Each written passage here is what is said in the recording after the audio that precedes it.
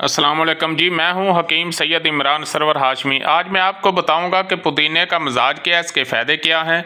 पुदीने का मजाज जो है गर्म खुशक है और कानून मुफरद अज़ा में इसको गुद्दी उजलाती के नाम से पुकारा जाता है। तो अगर किसी को बंद नज़ला है, नाक बंद हो जाता है और बुखार के साथ सर्दी होती है और सर्दी की कैफियत में बुखार, सारा जिस्म तो गर्म होता है लेकिन उसके जो पाँव हैं वो ठंडे होते हैं, तो इस कैफियत में पुदीने का कावा जो है वो उसके लिए बेहतरीन है। अगर आपको शदीद कब्ज़ है, 2-2 3-3 दिन पखाना नहीं आता, तो अजवैन और पुदीने का कावा पिएं।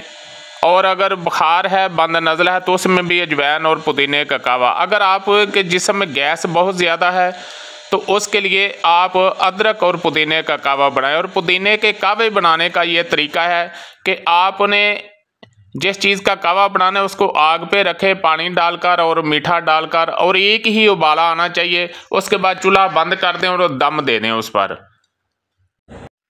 जी, अगर आपको हमारा चैनल अच्छा लगा है तो हमारे चैनल को सब्सक्राइब करें, लाइक करें और शेयर करें, ताकि हमारी तिब के मतलब हर वीडियो जो है वो आप तक तसलसल से पहुंचती रहे।